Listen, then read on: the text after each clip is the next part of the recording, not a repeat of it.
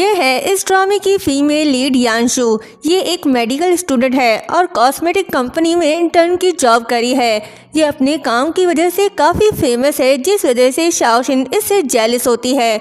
जब यांशु जा रही होती है तो शाओशिन जानबूझकर अपना पैर आगे करती है, जिससे शाओशिन गिर जाती है और उसे स्केलेटन टूट जाता है, जो स्टोर के लिए काफ़ी इम्पोर्टेंट है। शाओशिन कहती है कि यांशु तुम इतनी केयरलेस कैसे हो सकती हो मिस्टर वॉन, ये तो हमारे स्टोर का सिंबल है। यांशु जानती है कि उसकी कोई गलती नहीं। वो उससे कहती है कि मुझे लगता है हमें सीसीटीवी फुटेज चेक करनी चाहिए, उसमें सब देखा जा सकता है। शाओशिन जो करेगा वही भरेगा, अगर मैंने गलती की है तो मैं जिम्मेदारी लूंगी। तभी वहाँ स्टोर मैनेजर और डायरेक्टर सूजन आते हैं। मैनेजर पूछती है कि क्या हो रहा है, फिर मिस्टर वॉन को डैमेज देख पूछती है कि यांशु ये सब किसने किया। उन्हें वहां देख यांशु घबरा जाती है। वो सारा सच नहीं बताती और कहती है कि सॉरी, मैं इसे ठीक कर दूंगी, वरना ओरिजिनल प्राइस के साथ कॉम्पनसेट कर दूंगी। सूजिन कहता है कि कोई बात नहीं, दोबारा असेंबल करोगी तो ठीक हो जाएगा। ये सुन यांशु के साथ सभी शॉक्ड हो जाते हैं। यांशु कहती है कि मुझे स्केलेटन की अच्छी नॉलेज है, क्योंकि मैं मेडिकल स्टूडेंट हूँ। स्टोर खुलने से पहले मैं इसे ठीक कर दूंगी, बिल्कुल भी नुकसान नहीं होगा। सूजिन सभी इंटर्न की तारीफ करके वहाँ से चला जाता है। यांशु मिस्टर वॉन को उठाकर उसे ठीक करने लगती है। कहती है कि देखो मेरी कला को, बस एक पेयर बचा है। तभी वहाँ शाओशिन आती है। कहती है कि तुम लकी हो। यांशु कहती है कि शाओशिन ज़रूरत क्या थी, तुम और मैं एक ही स्कूल के इंटर्न हैं, मुझे परेशान करना, फंसाना क्या तुम्हें ये खुशी देता है। शाओशिन कहती है कि ड्रामा मत करो, इस साल सिर्फ एक ही इंटर्न को परमानेंट जॉब मिलेगी। यांशु ये मत कहो कि तुम्हें ये नहीं चाहिए, मुझे ये जॉब चाहिए, इसके लिए चाहे मुझे कुछ भी करना पड़े। ये बोलकर वो चली जाती है। यांशु गुस्सा है, वो मिस्टर वॉन को ठीक करने लगती है, लेकिन उससे हो नहीं पा रहा। कहती है कि इतना ट्राई करी हूँ लेकिन ये एक पेड़ नहीं लग रहा, ग्लू लगाना पड़ेगा। वो ग्लू लाकर उसे जोड़ने लगती है। काम पूरा करने के बाद वो मिस्टर वॉन को अपनी जगह रख कर चली जाती है। फिर होता ये है कि मिस्टर वॉन इंसान बन जाता है। ये है इस ड्रामे का मेल लीड गू बाय, जो कभी इंसान तो कभी ढांचा बन जाता है। आखिर क्यों, अभी कहानी शुरू हुई है, आगे पता चल जाएगा। गू बाय अपनी इंसानी शक्ल में वापस आ गया, लेकिन उसका पैर ठीक से काम नहीं कर रहा, क्योंकि यांशु ने उसे ग्लू से अटैच जो किया था। वो कहता है कि ये लड़की मुझे लगभग गिरा ही देती। रात को कॉलेज जाना है और नोट्स अरेंज करने हैं, कितनी मुश्किल होगी मेरे लिए। फिर वो मोबाइल में मौसम का हाल चाल देखने लगता है। कहता है कि कल मेरे पुराने दोस्त की बरसी का दिन है, वैसे मौसम भी बारिश वाला होगा, सनलाइट नहीं होगी। चाहे कुछ भी हो, कितना ही रिस्क हो, मुझे उन्हें देखने जाना होगा। लेकिन एक प्रॉब्लम है, गू बाय को सनलाइट से एलर्जी है। अगर थोड़ा सा भी सनलाइट इस पर पड़ा तो ये पिघल जाएगा। तभी उसे अपने प्रोफेसर फ्रेंड की बात याद आती है, जिसने उससे कहा था कि तुम्हारा जिस्म धूप में सामने आते ही जल्द ही गीला हो जाता है। खुद को बचाने के लिए तुम्हें मिस्टर वॉन बनना होगा। अगर तुम खुद को प्रोटेक्ट करना चाहते हो तो ये क्रीम लगा लेना, ये कम से कम कुछ समय तक काम करेगा। फिर क्या, वो क्रीम निकाल कर अपनी बॉडी पर लगा देता है। कहता है कि 3 घंटे, इतना टाइम तो काफ़ी होगा। वो लंगड़ाते हुए चलने लगता है। गू बाय का फ्रेंड यांशु का सीनियर था, जो क्रीम गू बाय यूज़ करता है खुद को प्रोटेक्ट करने के लिए। यांशु और सीनियर साथ में उसे रिसर्च करते थे। यांशु को भी याद था कि आज उनकी डेथ एनिवर्सरी है। वो उसे मिलने आती है। तभी बादल गरजते हैं। इससे पहले कि बारिश शुरू हो जाए, यांशु फ्लावर्स रख कर वहाँ से वापस चली जाती है। उसके जाने के बाद गू बाय वहाँ आता है। उसकी नज़र फ्लावर्स पे पड़ती है। उन्हें उठाकर सोचता है कि ये फूल किसने रखे। वो इधर उधर देखने लगता है, लेकिन वहाँ कोई नहीं होता। तभी तेज बारिश होने की वजह से गू बाय कार में आकर बैठ जाता है। तभी यांशु उस कार को कैब समझकर बैठ जाती है जो उसने बुक किया था। कहती है कि चलो, ये बारिश कितनी तेज हो रही है। उसे देख गू बाय को याद आता है कि ये वही लड़की है जिसने उसकी टांग तोड़ी थी और जोड़ने के लिए ग्लू यूज किया था, जिस वजह से उसे लंगड़ा कर चलना पड़ा है। सोचता है कि ये तो वही लड़की है जिसने लगभग मुझे तोड़ कर रख दिया था। अच्छा हुआ, अब मैं इससे बदला ले सकता हूँ। वो कार ड्राइव करने लगता है। यांग में अपना मुखड़ा ठीक करी होती है, तभी उसकी नज़र गू बाय पे पड़ती है तो सोचती है कि वाह, ये ड्राइवर तो काफ़ी हैंडसम है।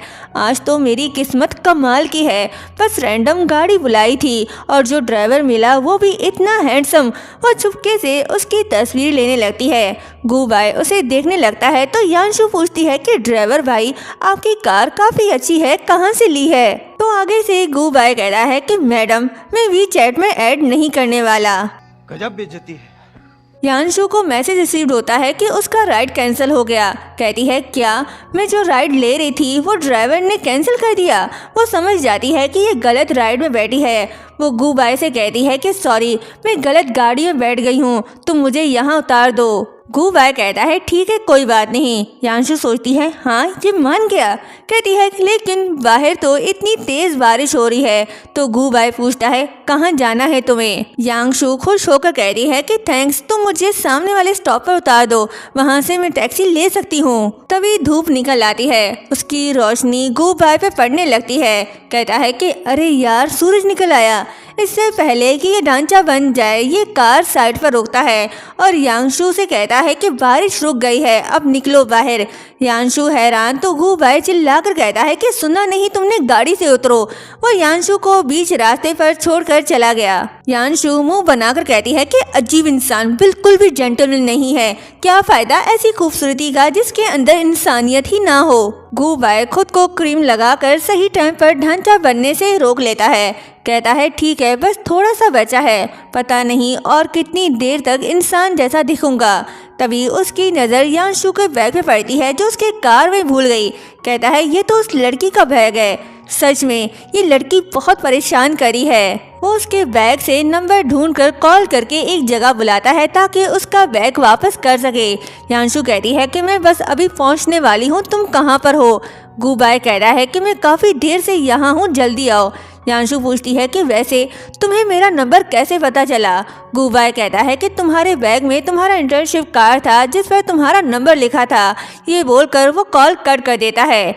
यांशु कहती है कि लड़का बुरा नहीं है। गू बाय यांशु का इंतजार कर रहा होता है, तभी धूप निकल आती है। ये तो अच्छा नहीं हुआ, क्रीम भी खत्म हो गई। गू बाय को पिघलने से पहले ढांचा बनना होगा, सो ये मिस्टर बोन बन गया। यांशु भी वहाँ आ गई, लेकिन गू बाय का अता पता नहीं। कहती है कि मिस्टर हैंडसम, तुम कहाँ हो? यांशु को लग रहा है कि वो उसे बेवकूफ़ बना रहा है। कहती है कि बीच रास्ते पर छोड़ देना काफ़ी नहीं था, अब तुम मुझे बेवकूफ़ बनाने की कोशिश कर रहे हो। वो जाने लगती है, तभी उसकी नज़र मिस्टर वॉन पे पड़ती है। वो डर जाती है। कहती है कि मिस्टर वॉन, और मेरा बैग। वो बैग उठाने लगती है तो उसकी नज़र वॉन के पैर पे पड़ती है जिस पर गोंद लगा होता है। वो घबरा कर कहती है कि मिस्टर वॉन, तुम तो सच में मेरे पीछे ही पड़ गए।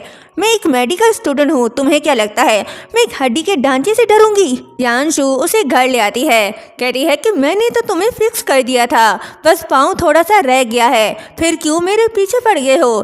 तभी उसे मैनेजर की कॉल आती है। वो उससे पूछती है कि स्टोर से मिस्टर वॉन गायब हो गया है, क्या तुम उसे ले गई हो? ये सुन यांशु सोचती है कि ये सब कितना अजीब है। अगर मैं मैनेजर से कहूँगी कि मिस्टर वॉन खुद चलकर मेरे पास आया तो वो मुझे पागल समझेगी, मेरी बात पर यकीन नहीं करेगी। फिर कहती है कि हाँ, मैं मिस्टर वॉन को ठीक करने के लिए अपने साथ ले आई हूँ, फिक्र मत करें, कल जरूर स्टोर ले आऊंगी। मैनेजर कहती है कि अगली बार पहले बता देना। आधी रात को यांशु के सोने के बाद गू बाय अपने इंसानी रूप में लौट आया। वो घर को देख कहता है कि इस छोटी मुसीबत का घर काफी कोजी है। वो वापस जाने लगता है, तभी उसकी नज़र फोटो फ्रेम पे पड़ती है जिसे देख वो समझ जाता है कि यांशु सेमेट्री क्यों आई थी। यांशु और प्रोफेसर सॉन्ग वेंग फ्रेंड्स थे। यांशु ने ही उनके ग्रेवयार्ड पर फ्लावर्स रखे थे। वहीं पास कुछ डॉक्यूमेंट्स भी रखे होते हैं जिन्हें वो देखने लगता है और सोचता है कि सॉन्ग वेंग के प्रोजेक्ट के लिए लगता है अब और रिसर्च मटेरियल मिल गया है। तभी यांशु उठ जाती है। वो रूम से बाहर आ रही होती है। गू बाय घबरा जाता है। इससे पहले कि यांशु इसे देखे, ये खुद को सोफे पर फेंककर मिस्टर वॉन बन जाता है। इसके हाथ में रिसर्च डॉक्यूमेंट्स भी थे जो जमीन पर गिर जाते हैं। यांशु मिस्टर वॉन को सोफे पर देख डर जाती है क्योंकि इसने तो इसे टेबल पर लेटा दिया था। फिर रिसर्च डॉक्यूमेंट्स को जमीन पर बिखरा पड़ा देख कहती है कि ये तो मेरे फेवरेट सीनियर का रिसर्च डेटा है। क्या ये तुमने किया? ये वाइट हड्डी वाली भूतनी सच में बदला लेने वाली है। अब देखो मैं तुम्हें कैसे ठीक करती हूँ। वो नेल फाइल उठाकर उसके पैर को ठीक करने लगती है। अब इसे क्या पता कि इस वोन के अंदर एक इंसान है। वो बड़े गुस्से से उसे रगड़ने लगती है, जिससे गू बाय को पेन होने लगता है। कहता है कि जरा धीरे से, ये मेरा पैर है। के पैर को ठीक करने के बाद यांशु कहती है कि अब ये ठीक है, कोई निशान नहीं दिख रहा, काफी बेहतर लग रहा है। उसके जाने के बाद गू बाय फिर से इंसान बन जाता है। अब उसका पैर पहले से ठीक हो चुका है। कहता है कि शुक्र है, मैं रात को कभी भी अपने आप को बदल सकता हूँ, नहीं तो समझाना मुश्किल हो जाता। फिर वो रिसर्च डॉक्यूमेंट्स को देखने लगता है। कहता है कि ये वही रिसर्च डॉक्यूमेंट्स हैं जो मुझे चाहिए थे। समझ गया, ये वही टैलेंटेड जूनियर है जिसका जिक्र सॉन्ग वैंग अक्सर करता था। चलो अब चलना चाहिए। नेक्स्ट मॉर्निंग जब यांशु रेडी होकर स्टोर जाने लगती है तो देखती है कि मिस्टर वोन घर पर नहीं है। वो सोचती है कि मिस्टर वोन फिर से गायब हो गए। क्या मेरा दिमाग हिल गया है? क्या कल रात में उसे घर नहीं ले आई? वो इस बारे में सोचने लगती है। तभी उसकी नज़र घड़ी में पड़ती है। वो लेट हो रही है, उसे जल्दी स्टोर जाना होगा। वो स्टोर पहुंच गई, लेकिन वहाँ मिस्टर वोन को देख हैरान रह गई। कहती है कि ये सब क्या हो रहा है, मुझे कुछ समझ नहीं आ रहा। क्या मैंने सच में कोई भूत देख लिया? सब खत्म हो गया, ये सच में अजीब है। तभी मैनेजर कहती है कि हाँ, लगता है तुमने सच में भूत देख लिया, तुम लेट हो गई हो, ऊपर से मिस्टर वोन को भी कुरियर के जरिए यहाँ भेज दिया। कितनी फजूल बात है। यांशु को लग रहा है कि मिस्टर वोन सच में भूत है। वो उसके पास जाकर हाथ जोड़कर माफी मांगने लगती है। कहती है कि वोन सर, मैंने जानबूझकर तुम्हें नहीं तोड़ा, प्लीज मेरा पीछा करना छोड़ दो, मुझे परेशान मत करो। वहीं शाओशिन अपनी फ्रेंड को बताने लगती है कि क्या तुमने सुना, कल रात प्रोफेसर गू बाय कॉलेज में लेक्चर देने वाले हैं। फ्रेंड कहती है कि गू प्रोफेसर काफी मिस्टीरियस हैं। वो सिर्फ रात में ही लेक्चर्स देते हैं और उनके लुक्स किसी सुपरस्टार से कम नहीं। यांशु गुड लुकिंग प्रोफेसर के बारे में सुन एक्साइटेड होकर कहती है कि वाओ, हैंडसम प्रोफेसर। आधी रात को सभी स्टूडेंट लेक्चर अटेंड करने पहुंच जाते हैं। यांशु प्रोफेसर के बारे में सोच कहती है कि वो कितना हैंडसम होगा। तभी गू बाय आता है। सबके सब उसे देख पागल, वाओ कितना हैंडसम है। यांशु उसे देख अपनी आंखें मसलने लगती है। कहीं तो देखा है इसे, अरे ये तो वही है ड्राइवर। गू बाय उसे देखने लगता है, फिर लेक्चर स्टार्ट कर देता है। यांशु उसकी खूबसूरती पर थोड़ी फिदा होती है। सोचती है कि वाओ, पहली बार इतना हैंडसम प्रोफेसर से लेक्चर सुन रही हूँ, मज़ा आ गया। लेकिन ये वही है जो मुझे बीच रास्ते में कार से उतार कर चला गया था।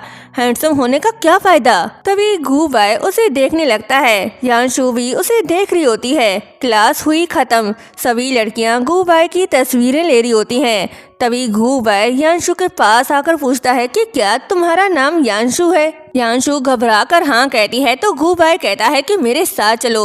ये बोलकर वो चला गया। यांशु भी हैरान है कि प्रोफेसर गू को मुझसे क्या काम है। वहीं शाओशिन भी होती है। वो ये सब देखकर बहुत ज्यादा जेलस हो जाती है। गू बाय उसे लैब ले आता है। यांशु थोड़ी परेशान है, पूछती है कि प्रोफेसर गू, आप मुझे यहाँ क्यों ले आए? गू बाय कहता है कि मुझे तुम्हारे रिसर्च प्रोजेक्ट में काफ़ी इंटरेस्ट है। अगर तुम्हें ज़रूरत हो तो ये लैब इक्विपमेंट तुम कभी भी यूज़ कर सकती हो। ये सुन यांशु हैरान होकर कहती है कि क्या सच में मैं ये लैब यूज़ कर सकती हूँ? वाओ, आज तो मेरा लक बहुत अच्छा है, मेरी किस्मत चमक गई। ऐसा मौका तो सपने में भी नहीं मिलता। लगता है ये इंसान इतना भी बुरा नहीं है। तभी किसी की आने की आवाज़ आती है। गू बाय सोचता है कि शायद कोई आ रहा है, मुझे खुद को बदलना होगा।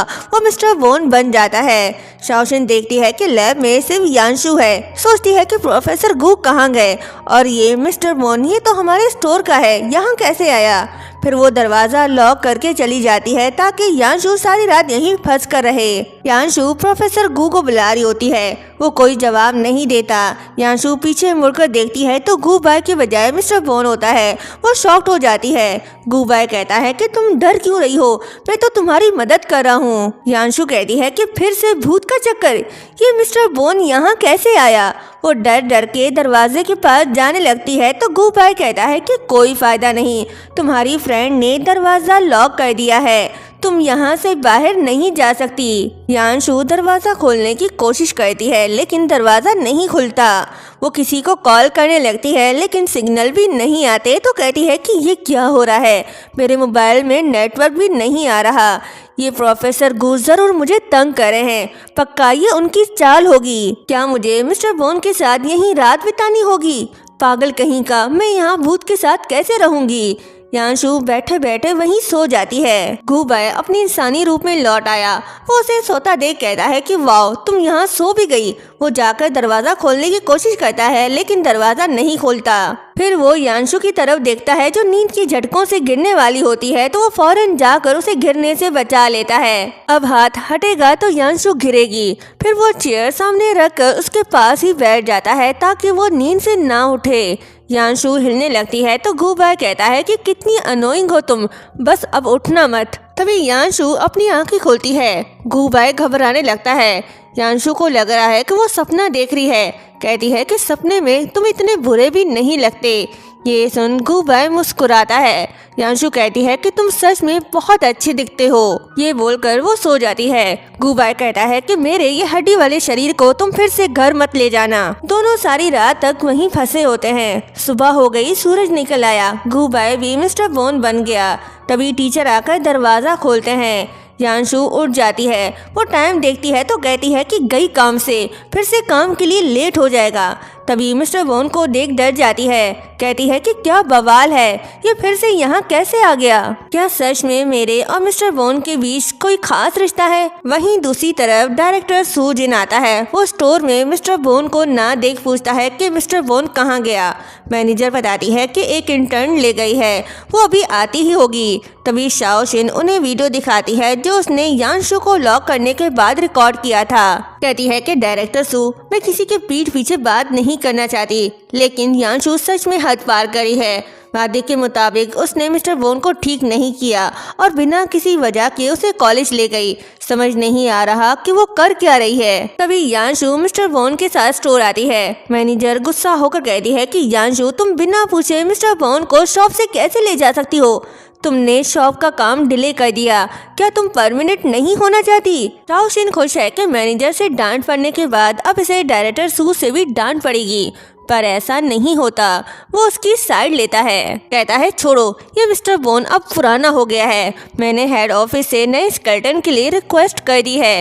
इस पुराने मिस्टर बोन को जल्दी से हटा दो। लगता है सू जिन यांशु को पसंद करता है, तभी हर वक्त इसकी साइड लेता है। कुछ तो गड़बड़ है। रात को यांशु जब वापस जा रही होती है तो मिस्टर बोन को डस्टबिन में पड़ा देख रुक जाती है। उसका दिल नहीं मानता कि उसे यहाँ छोड़े। वो उसे उठाकर घर ले जाने लगती है तो गू बाय कहने लगता है कि तुम क्या करना चाहती हो? मेरी टांग कमर बिल्कुल टूट चुकी है, थोड़ा ध्यान से उठाओ। यांशु उसे घर ले आती है। कहती है कि तुम तो कंपनी के मिस्टर बोन हो, ऐसे कैसे तुम्हें फेंक सकते हैं? हम दोनों के बीच कुछ न कुछ रिश्ता तो है। फिक्र मत करो, मैं तुम्हें नहीं फेंकूंगी। तुम्हें डिस्प्ले आइटम बनाकर अपने घर रखूंगी। लेकिन तुम बहुत गंदे हो गए हो, पहले तुम्हें नहलाना पड़ेगा।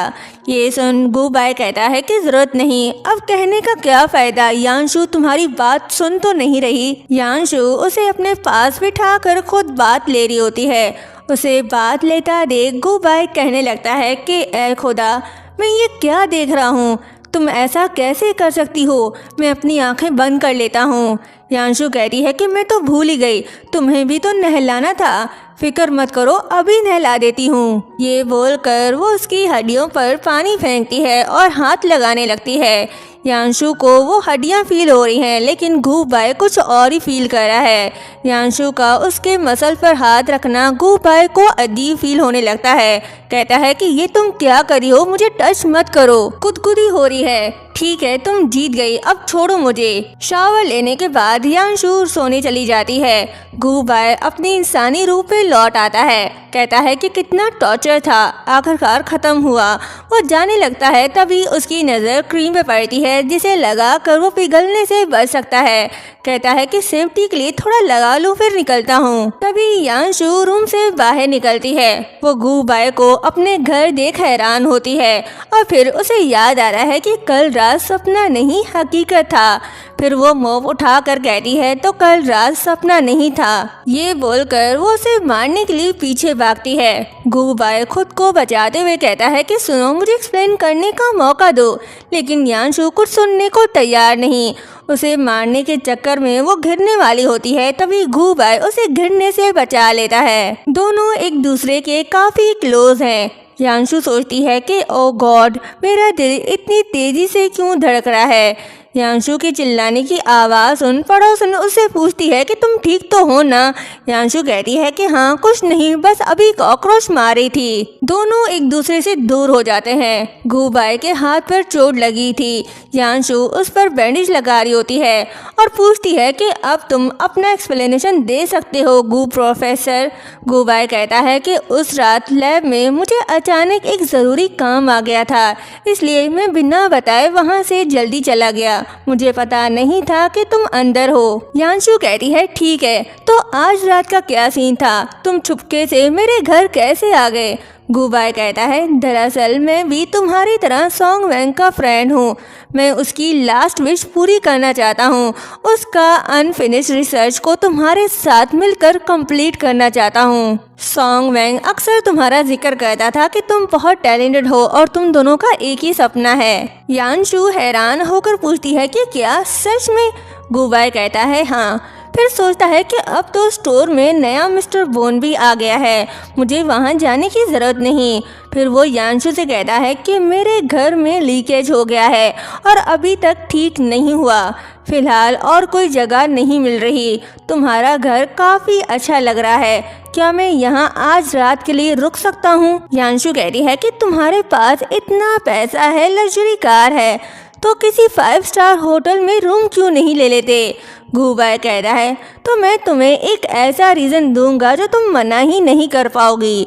वो यांशु के अकाउंट में बहुत सारे पैसे ट्रांसफ़र कर देता है, जिसे देख यांशु पिघल जाती है और काउंट करने लगती है 1 2 3 4 5 5 0। कहीं मैं कोई सपना तो नहीं देख रही।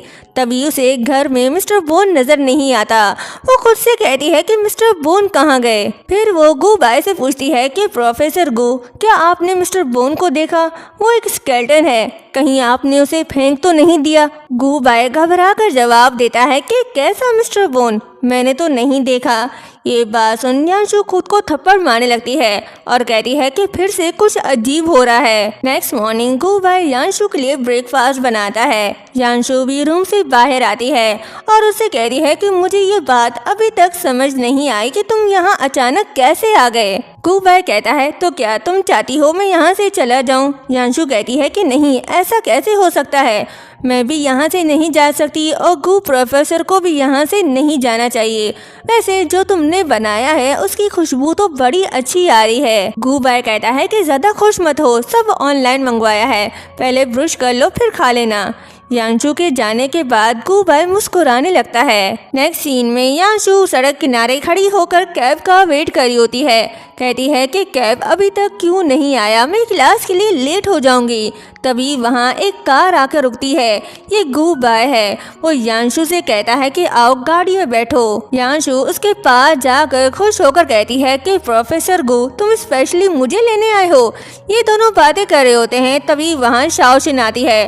वो उन्हें देख लेती है। गूबाई कहता है कि नहीं, मैं बस यहाँ से गुजर रहा था तो तुम्हें देखकर रुक गया। अगर तुम्हें चलना है तो बैठ जाओ, वरना मैं निकल रहा हूँ। यांशु कहती है कि नहीं नहीं रुको, मैं भी साथ चलूंगी। जब यांशु कार में बैठ रही होती है तो शाओशिन उसकी वीडियो बना लेती है और सोचती है कि गू प्रोफेसर यांशु के साथ इतने अच्छे क्यों हैं। लेकिन अफसोस वो उन दोनों के सामने से वीडियो रिकॉर्ड नहीं कर पाती। दोनों कॉलेज के करीब पहुंच जाते हैं। यांशु कहती है कि प्रोफेसर गो, मुझे बस यहीं उतार दो। वो उसे थैंक्स बोलकर वहां से चली जाती है। जब वो कॉलेज के अंदर आती है तो वहाँ टीचर शुई उसे रोकता है। कहता है कि मुझे पता है सॉन्ग वैंग तुम्हारा सबसे फेवरेट सीनियर था और आज तुमने जिस प्रोजेक्ट के लिए अप्लाई किया है उसने भी सेम यही अप्लाई किया था, लेकिन ये प्रोजेक्ट बहुत मुश्किल है। तुम एक अनग्रेजुएट हो, ये तुमसे नहीं हो पाएगा। शाओशिन और बाकी क्लासमेट्स भी वहाँ आ जाते हैं।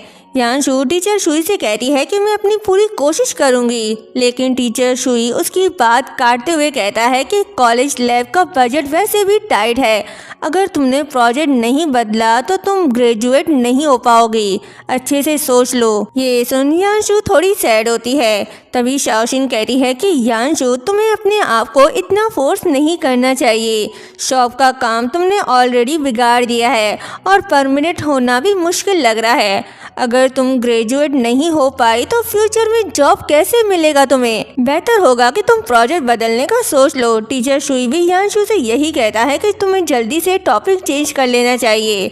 इससे पहले यांशु उनसे कुछ कहती तभी पीछे से गुबाई की आवाज़ आती है जो कहता है कि वो अपने प्रोजेक्ट को नहीं बदलेगी। ये सुन वहाँ पर खड़े सभी लोग शॉक्ड हो जाते हैं। टीचर शुई गुस्सा होते हुए कहते हैं कि प्रोफेसर गु, यांशु मेरी स्टूडेंट है, ये तुम्हारा एरिया नहीं है। गुबाई जवाब देता है कि मैं पूरे प्रोजेक्ट का रिसर्च फंडिंग स्पॉन्सर करूंगा, क्या अब मुझे राइट्स हैं? फिर कहता है कि अगर टीचर शुई को लगता है कि मेरी जजमेंट गलत है तो मैं लैब की स्पॉन्सरशिप भी इंक्रीज कर दूंगा। ये सुन टीचर शुई घबरा जाते हैं और अपना फैसला बदल कर कहते हैं कि प्रोफेसर गु, आप ऐसा मत कहें, आप बेफिक्र रहें, मैं पूरी तरह से यांशु को सपोर्ट करूंगा। फिर यांशु से कहता है कि तुम्हें अपना बेस्ट देना होगा, मुझे तुम पर पूरा भरोसा है।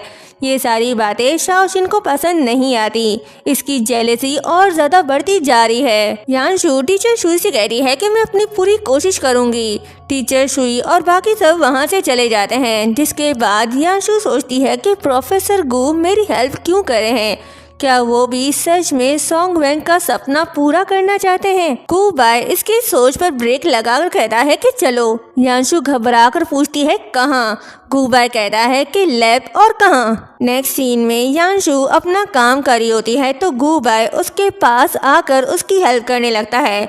उसे अपने क्लोज देख यांशु की दिल की धड़कनें तेज होती हैं। सोचती है कि मेरा दिल इतनी तेजी से क्यों धड़क रहा है। जब गुबाई उसे देखने लगता है तो वो अपने काम में लग जाती है। ये दोनों अपनी रिसर्च में बिजी होते हैं तो शाओशिन जल जल कर काली हो रही होती है।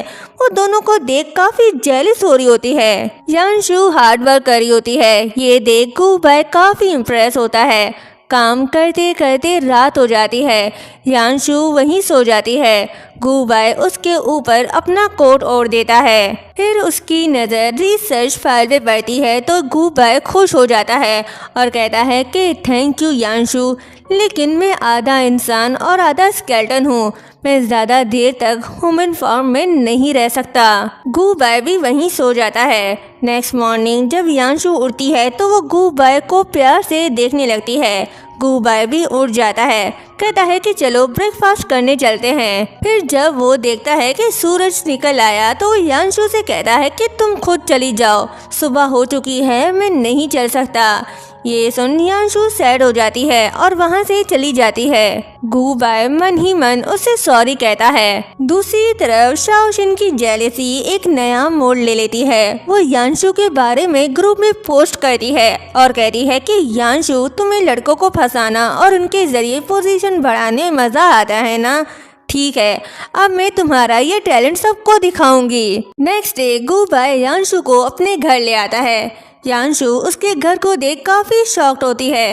कहती है कि तुम्हारा घर तो काफी बड़ा है, मैंने पहले कभी भी इतने लग्जरी घर का किचन यूज नहीं किया। मैं तुम्हारे लिए खाना बनाऊंगी, लेकिन तुम्हें मेरी हेल्प करनी होगी।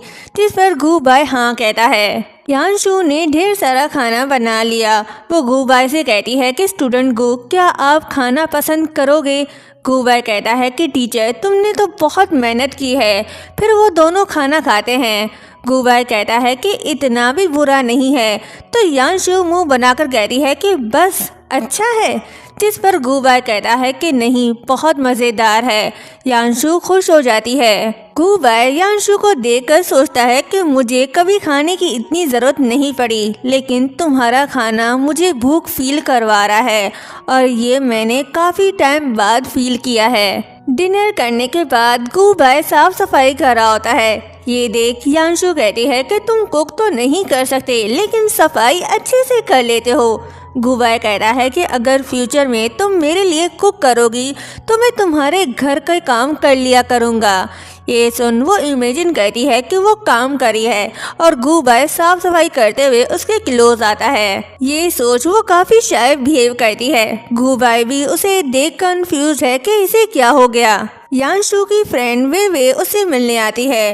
वो यांशु से कहती है कि अगर तुम दोनों एक दूसरे को लाइक करते हो तो एक दूसरे से कन्फेस क्यों नहीं कर लेते।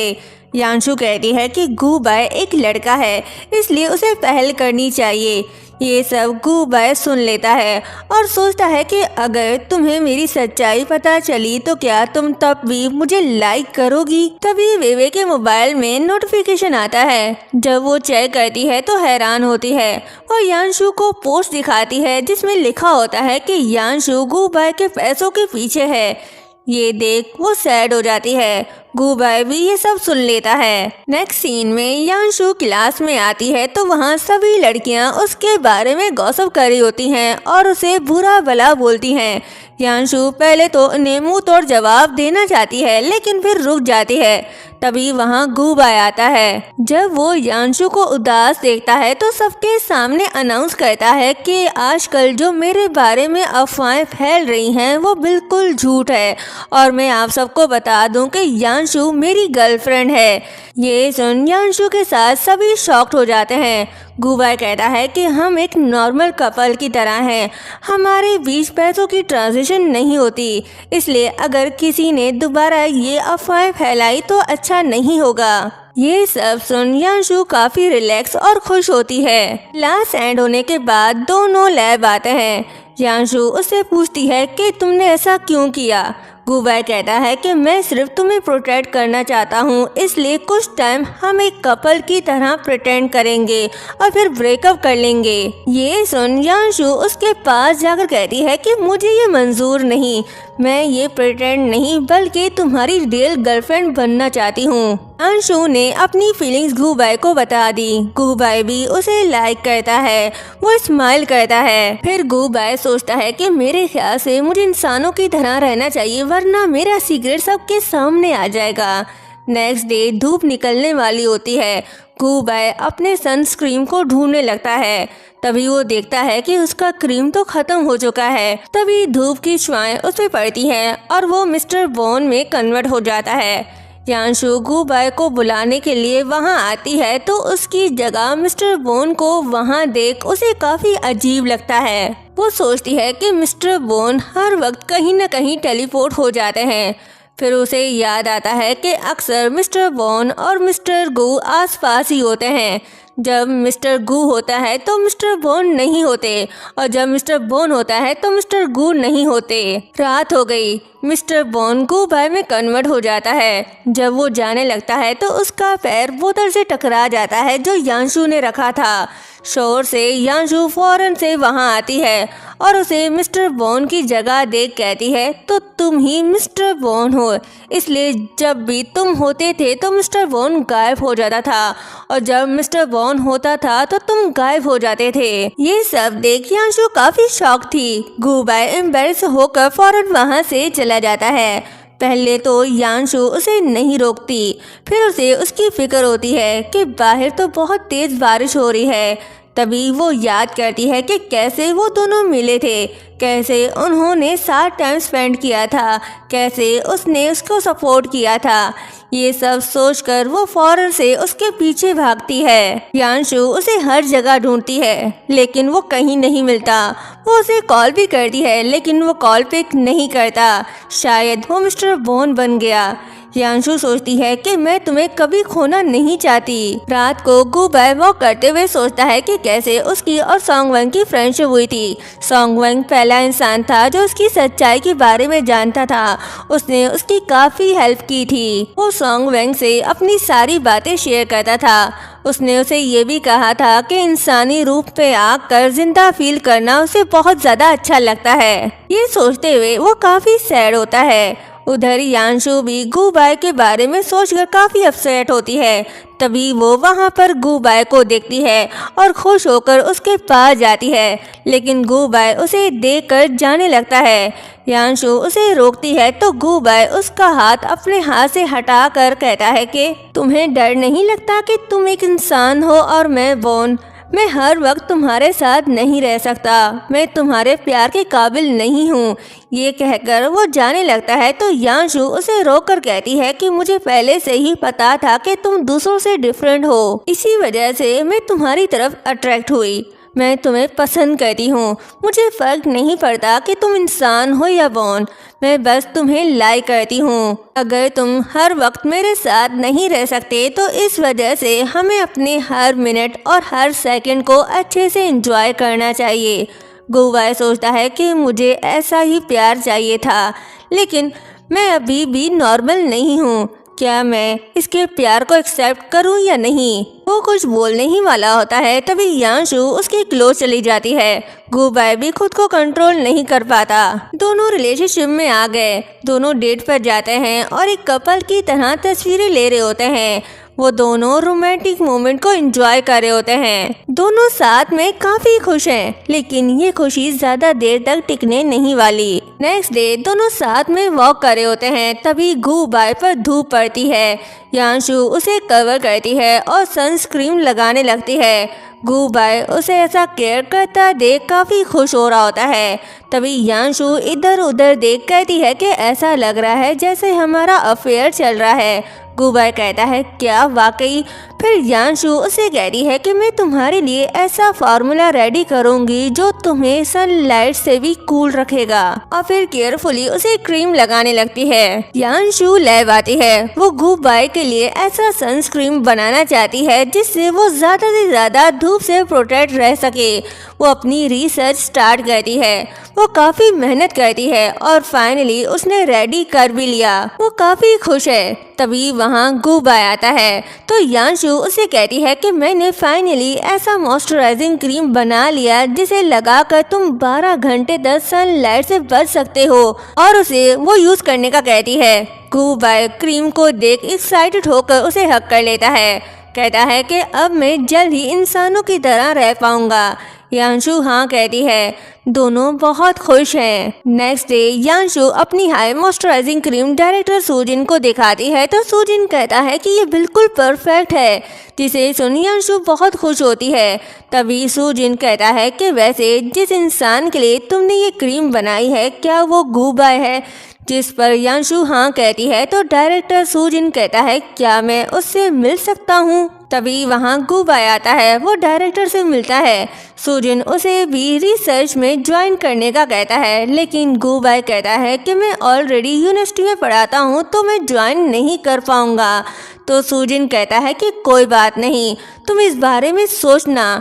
गुबाई हाँ बोलकर यांशु के साथ वहाँ से चला जाता है। उधर दूसरी तरफ शाओशिन लैब में आती है। वो यांशु के प्रोजेक्ट को देख कहती है कि देखना, मैं तुम्हारे हाथ से ही तुम्हारी रिसर्च को खराब कर दूंगी। मैं भी देखूं तुम इसे कैसे कंप्लीट करती हो।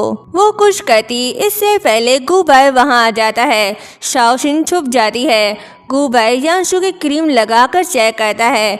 शाओशिन ये सब रिकॉर्ड कर रही होती है। गुबाई यांशु की रिपोर्ट देख कहता है कि अब मैं ज़्यादा टाइम तक इंसान रह पाऊंगा और मैं और यांशु ज़्यादा देर तक टाइम स्पेंड कर पाएंगे। जल्द ही मैं नॉर्मल इंसान बन जाऊंगा। फिर मैं और यांशु साथ में एंजॉय करेंगे। फिर मैं वो सब कर सकता हूँ जो मैं करना चाहता हूँ। सॉन्ग वैंग तुम्हारा प्रोजेक्ट फाइनली कंप्लीट होने वाला है। ये सब सुन शाओशिन सोचती है कि ये तो काफ़ी इंटरेस्टिंग है। फिर शाओशिन क्लासरूम में जाती है जहां यांशु अकेली बैठी होती है। शाओशिन गुबाई की रिकॉर्डिंग ओपन करके यांशु को सुनाने लगती है तो यांशु ये सब सुनकर शॉक्ड हो जाती है। शाओशिन कहती है कि गुबाई सिर्फ तुम्हें यूज कर रहा है और जैसे ही उसका मकसद पूरा होगा वो तुम्हें निकाल बाहर फेंकेगा। यांशु कहती है कि ऐसा नहीं हो सकता। शाओशिन कहती है कि तुम अब भी यकीन नहीं करोगी तो रहो अपनी ख्वाबों की दुनिया में। यांशु काफ़ी परेशान होती है। उसे कुछ समझ नहीं आ रहा तो वो वहाँ से भाग जाती है। उधर घूबाई यांशु का वेट कर रहा होता है। 10 बज गए लेकिन वो अभी तक घर नहीं आई। फिर वो उसे कॉल करता है तो उसका फ़ोन स्विच ऑफ होता है। ये देख वो परेशान होकर उसे ढूंढने चला जाता है। जब वो लैब में आता है तो यांशु वहाँ होती है। यांशु को ये लग रहा है कि घूबाई सिर्फ मॉइस्चराइजिंग की वजह से उसके क्लोज आया और प्यार का नाटक किया। वो उसे फाइल और क्रीम देती है और उसे ब्रेकअप करके वहाँ से जाने लगती है। अचानक ब्रेकअप का सुन घूबाई हैरान होता है। वो उसे रोककर ब्रेकअप का रीज़न पूछता है तो यांशु कहती है कि जो तुम चाहते थे तुम्हें वो मिल गया, तो तुम्हें मेरे साथ और खेलने की ज़रूरत नहीं। फिर जाते हुए कहती है कि और हाँ, अब तुम्हारा मेरे घर वापस आने की ज़रूरत नहीं। ये सब सुनकर घूबाई काफ़ी अपसेट था। यांशु बाहर आकर बहुत रोती है और सोचती है कि मुझे यकीन नहीं आ रहा कि घूबाई ने ये सब मॉइस्चराइजिंग के लिए किया। यांशु के अचानक ब्रेकअप करने से घूबाई काफ़ी अपसेट है। उसे समझ नहीं आ रहा कि उसने ऐसी क्या गलती कर दी जिससे यांशु ने उससे ब्रेकअप कर लिया। वहीं दूसरी तरफ यांशु घर आती है। वो सॉन्गवेन की तस्वीर देखकर कहती है कि आपने हमेशा मुझे एडमायर किया। फाइनली मुझे अपना प्यार मिल गया था, लेकिन मुझे अंदाज़ा नहीं था कि ये सब इतनी जल्दी ख़त्म हो जाएगा। वो ये सारी बातें करके काफ़ी इमोशनल होती है। दूसरी तरफ डायरेक्टर सूजिन घूबाई को अकेला देख उससे पूछता है कि तुम्हारे साथ यांशु नहीं दिख रही, जिस पर घूबाई सैड होकर कहता है कि यांशु। डायरेक्टर सूजिन को समझ आ जाता है कि इनके बीच कुछ ना कुछ तो हुआ है। वो उसे कहता है कि जो लोग एक दूसरे से ट्रूली लव करते हैं उनमें मिसअंडरस्टैंडिंग से ब्रेकअप नहीं होता, जिस पर घूबाई कहता है कि अगर हो तो डायरेक्टर सूजिन कहता है कि फिर उन्हें आपस में वो मिसअंडरस्टैंडिंग क्लियर करनी चाहिए। घूबाई सैड होकर कहता है कि कुछ मिसअंडरस्टैंडिंग सॉल्व होने से भी सॉल्व नहीं होती। मुझे डर है कि वो मुझ पर दोबारा कभी यकीन नहीं करेगी। डायरेक्टर सूजिन कहता है तो क्या तुम इतनी जल्दी गिव अप कर लोगे? जो खुद से ज्यादा किसी और की केयर करता है वो उस पर खुद से ज्यादा यकीन भी करता है। सूजिन की बात घूबाई को समझ आ जाती है।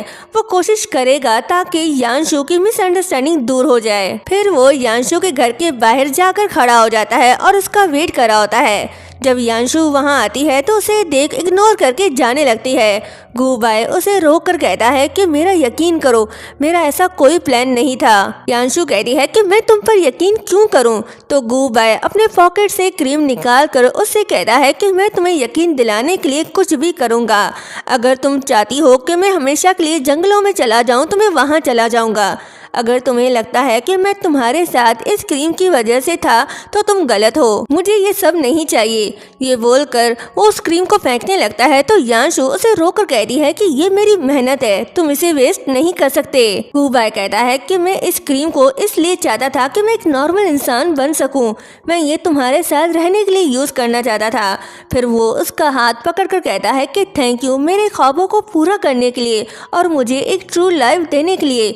मैं ये सब तुम्हारे लिए करना चाहता था। प्लीज मेरी बात को समझो, मुझ पर यकीन करो। उसकी इमोशनल बातें सुन के यांशु को यकीन हो जाता है। वो मान जाती है और इमोशनल होकर उसे हग कर लेती है। जब वो दोनों एक दूसरे के बहुत क्लोज होने लगते हैं तभी घूबाई पर धूप पड़ती है और वो मिस्टर वॉन में कन्वर्ट हो जाता है। तभी यांशु की पड़ोसन उसे देख लेती है।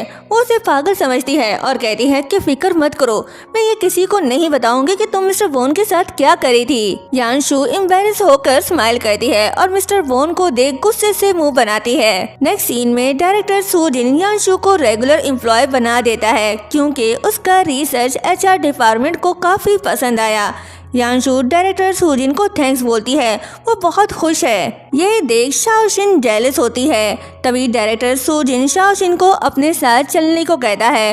वो उसे जॉब से निकाल देता है तो शाओशिन पूछती है कि मुझे क्यों निकाला जबकि मैं इस ग्रुप की सबसे बेस्ट इंटर्न थी। डायरेक्टर सूजिन कहता है कि हमने सब इन्वेस्टिगेट कर लिया है। तुमने ही ऑनलाइन यांशु के खिलाफ अफवाहें फैलाई थी।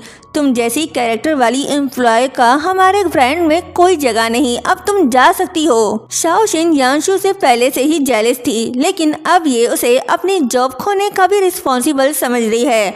वो कहती है कि यांशु अब मैं तुम्हें नहीं छोड़ूंगी।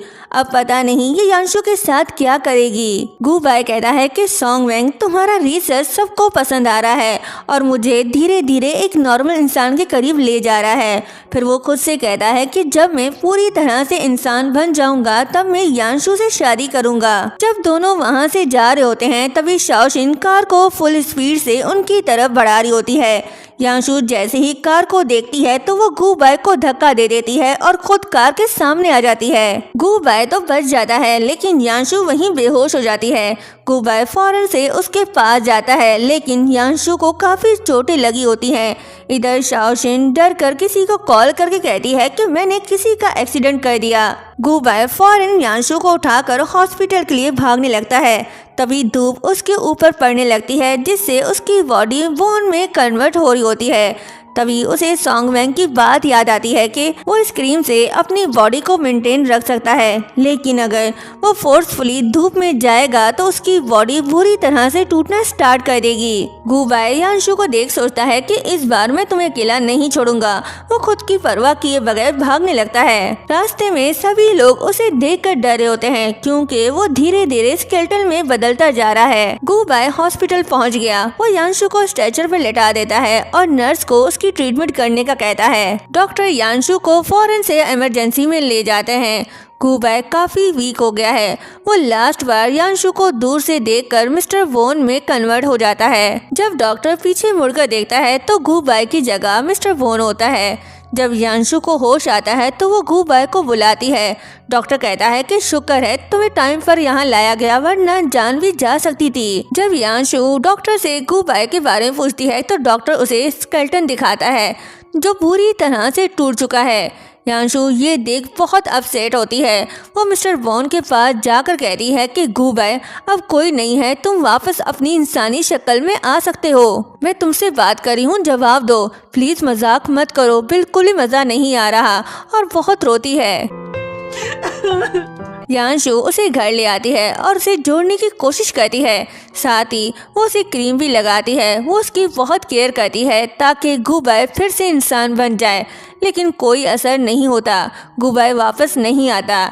ये सब देख यांशु बहुत अपसेट होती है। यांशु का बर्थडे आता है। उसकी फ्रेंड वे उसका बर्थडे सेलिब्रेट करने आती है। वो उसे विश करने का कहती है तो यांशु मिस्टर वोन को देख विश करती है कि गु बाय जल्दी से ठीक हो जाए और उसके पास वापस आ जाए।